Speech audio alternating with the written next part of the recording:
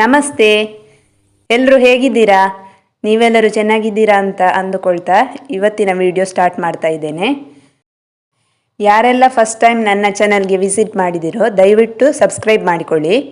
Video ಕೊನೆ ತನಕ ನೋಡಿ. ವಿಡಿಯೋ ಇಷ್ಟ ಆದರೆ ಪ್ಲೀಸ್ ಲೈಕ್ ಕೊಡಿ. ಹಾಗೆ ನೀವು ಕೂಡ ಮನೆಯಲ್ಲಿ ಟ್ರೈ ಮಾಡಿ ಹೇಗೆ ಬಂತು ಅಂತ ಕಮೆಂಟ್ ಮಾಡಿ ತಿಳಿಸಿ. ಈಗ ವಿಡಿಯೋ ಸ್ಟಾರ್ಟ್ ಮಾಡುವ.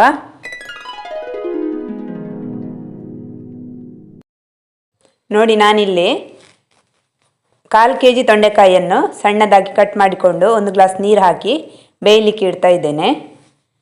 ಇದಕ್ಕೊಂದು ಮುಚ್ಚಳ ಮುಚ್ಚಿ ಬೇಯಲಿಕ್ಕೆ ಇಡುವ.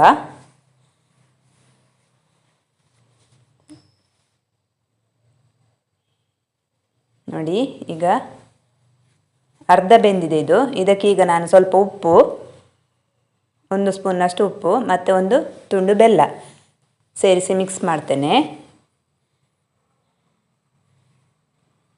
ಈಗ ಇದಕ್ಕೊಂದು ಮುಚ್ಚಳ ಮುಚ್ಚಿ ಬೇಯಲಿಕ್ಕೆ ಇಡುವ. ಈಗ ಮಸಾಲೆಗೆ ರೆಡಿ ಮಾಡಿಕೊಳ್ಳುವ.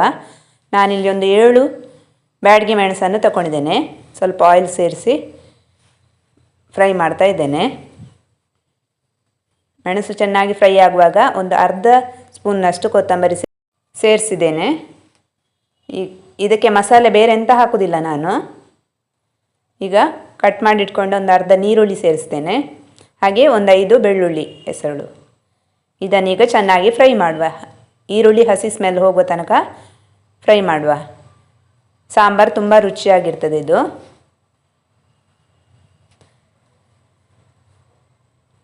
ಈಗ ಇದು ಸಾಕು. ಈಗ ಇದನ್ನು ನಾನು ಜಾರಿಗೆ ಸೇರಿಸಿಕೊಳ್ತಾ ಇದ್ದೇನೆ. ಸ್ವಲ್ಪ ಆರಿದ ನಂತರ ಜಾರಿಗೆ ಹಾಕಿಕೊಳ್ಳಿ. ಬಿಸಿಯಾಗಿ ಗ್ರೈಂಡ್ ಮಾಡಿದರೆ ಅಷ್ಟು ರುಚಿಯಾಗಿ ಬರೋದಿಲ್ಲ. 1 ಕಪ್ನಷ್ಟು ತೆಂಗಿನ ತುರಿ ಸೇರಿಸಿದ್ದೇನೆ.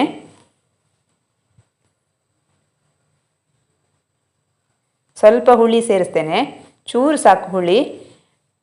ತೊಂಡೆಕಾಯಿಯಲ್ಲಿ ಹುಳಿ ಅಂಶ ಇರ್ತದೆ. ಈಗ ಇದನ್ನು ಗ್ರೈಂಡ್ ಮಾಡಿ ತರ್ತೇನೆ ನಾನು ಸ್ವಲ್ಪ ನೀರು ಸೇರಿಸಿ. ನೋಡಿ, ಈಗ ತೊಂಡೆಕಾಯಿ ಬೆಂದಿದೆ.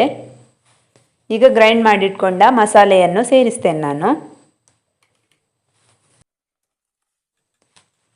ಇದನ್ನೀಗ ಚೆನ್ನಾಗಿ ಮಿಕ್ಸ್ ಮಾಡುವ.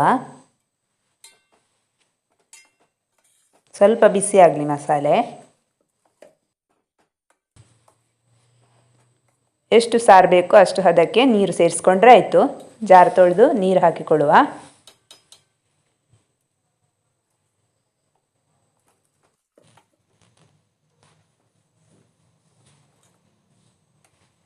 ಈಗ ಇದಕ್ಕೊಂದು ಮುಚ್ಚಳ ಮುಚ್ಚಿ ಕುದಿಲಿಕ್ಕೆ ಬಿಡುವ.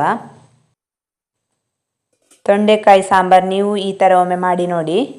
ಇಷ್ಟ ಆದರೆ ಒಂದು ಲೈಕ್ ಕೊಡೋದನ್ನು ಮರಿಬೇಡಿ.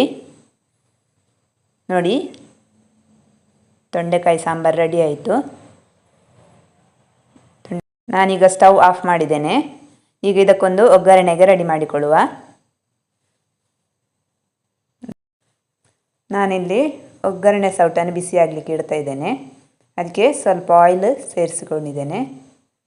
ಆಯಿಲ್ ಬಿಸಿ ಆಗುವಾಗ 1 ಸ್ಪೂನ್ನಷ್ಟು ಸಾಸಿವೆ ಸಿಡಿಯುವಾಗ 1 ಬ್ಯಾಡಗಿ ಮೆಣಸನ್ನು ಕಟ್ ಮಾಡಿಕೊಂಡು ಸೇರಿಸಿದ್ದೇನೆ. ಹಾಗೆ ಸ್ವಲ್ಪ ಬೇವು ಸೊಪ್ಪು. ಇಷ್ಟೇ ಇದಕ್ಕೆ ಒಗ್ಗರಣೆಗೆ ನಾನು ಹಾಕ್ತಾ ಇರೋದು. ಇದನ್ನೀಗ ಚೆನ್ನಾಗಿ ಫ್ರೈ ಮಾಡುವ.